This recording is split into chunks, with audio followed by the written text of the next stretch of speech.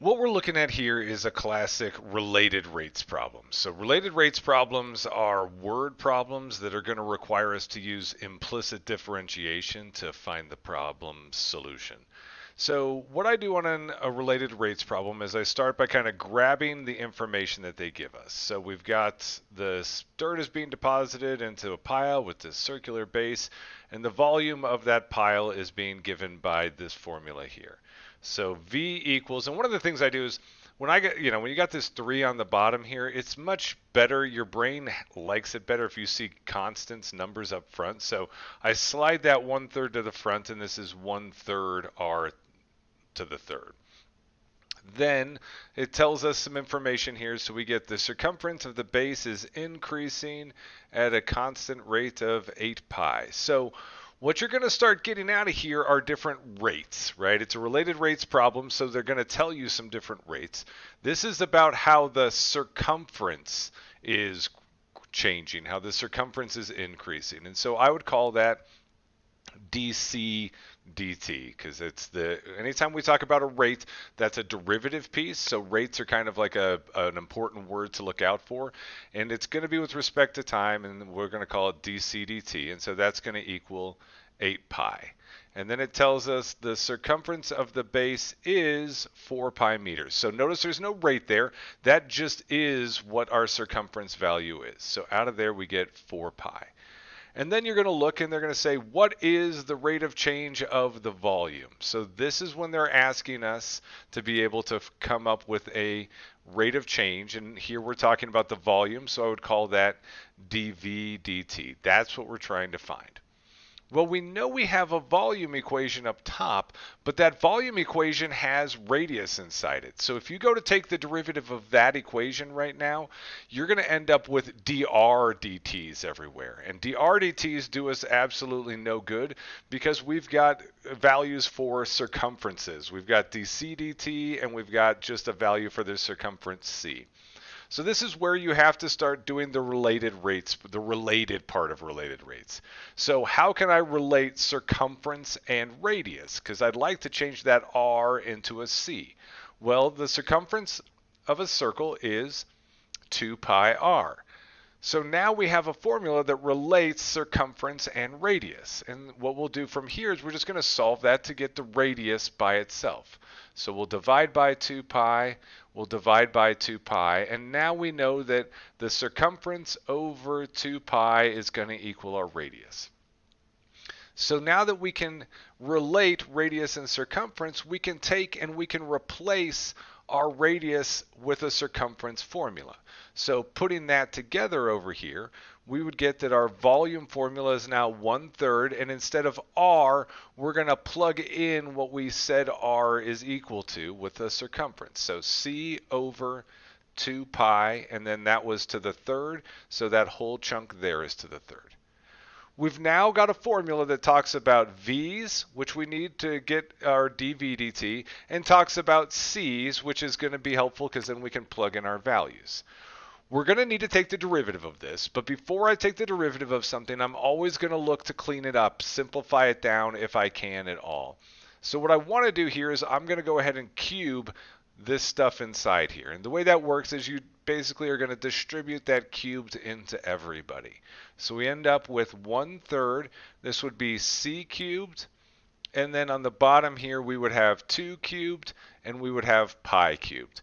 I pull pi and 2 away from each other just because, again, 2 is a number that we can work with easily, and pi we can just sort of keep coming along for the ride. So again, cleaning this up even more, multiplying the top with the top and the bottom with the bottom, we can kind of get out of here all these numbers. So 2 to the third, that would be 8. So then I would get 8 times 3 is going to get me 1 over 24 pi to the third, and then I have my times this c to the third. Now I've got an equation that's set up and nicely ready for me to come through and take a derivative. So this is where the implicit differentiation part comes in. Everything over here, all of my rates were with respect to time. They were all dt's. And so to take the derivative of this, I'm going to dt everything. And people ask, how do you know what that bottom is? Well, look back at your units on your rates. It's meters per hour. So that the bottom part, the per part, is with respect to time. And if you look at what they're asking you for your answer on the volume, it was meters per hour. So again, that's telling us that the bottom of our derivative is going to be a dt. So we'll dt everything. The way implicit differentiation works, that I say, my rule is every time I take a derivative, I get extra stuff. And what that extra stuff is going to look like is kind of envision there being this little dotted box up on top here. You've got this D with a dotted box. And so your extra stuff is going to be D, and then you'll fill that box in with whatever the letter is you took the derivative of over dt. So let's see how that works. I come through and I'm going to take the derivative of v. Well, the derivative of v would have been 1. I took the derivative of a v, so I get a dv dt equals, and I come over here and take the derivative of this stuff. This up front, this is just a fraction. It's like having like 1/5 in front of x cubed. This 1/5 is just going to kind of come along for the ride. It's going to get multiplied by that 3 when I bring it down. So, don't let the pi fool you. Pi is not a variable. So we'll apply our power rule here. We'll bring the 3 down. That would get me 3 over 24 pi to the third c squared, subtracting 1 from the power. And then I took the derivative, so I get extra stuff. I took the derivative of a c, so I get a dc dt. And now what we'll see is we have everything we need to start kind of plugging into this. We're looking to find dv dt. That's what we're trying to get out as an answer. We have c that was given to us in the language of the problem. And we've got a dc dt value that was also given to us in the language of the problem. So now we're going to plug in what we know and then clean this thing up. So this is 3 over 24 pi to the third. C squared is now going to be 4 pi squared, and dc dt is now going to be 8 pi. And from here, we're just going to kind of clean up some algebra, do some work to clean up our numbers to see if our answer can simplify down to being one of the ones up in front.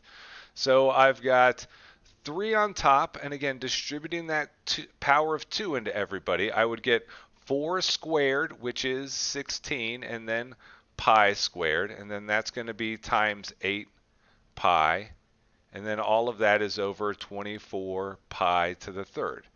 What else can we clean up here? Well, I've got a 3 times 8, that's 24, which will cancel out the 24 on bottom, so those will all go away. I've got a pi squared times pi up on top. Well, that's pi to the third. So those will all cancel out with pi to the third on bottom. And then what we'll see in the end is we're left with just 16. So that's our final answer, which would have been option C. So the best way to handle related rates problems is start with the equation they give you, write out little formulas. Rate means it's a derivative piece, not a rate means not a derivative piece. See what you have, see what they're asking you for, and then from there you've got to find an equation, a single equation that uses the variables that you need. And most often you're going to end up with a second formula that you're going to have to use to relate the pieces in your original equation with the new equation that you're trying to create. Thanks for watching my video. If you liked it, please click that like button and subscribe. And also share it with your friends and anyone else you know who might be crying about an upcoming AP Calc test. You can find more videos from me, more sample AP Calc questions, and my complete AP Calc study guide over at my website, apcalcprep.com. Have a great one.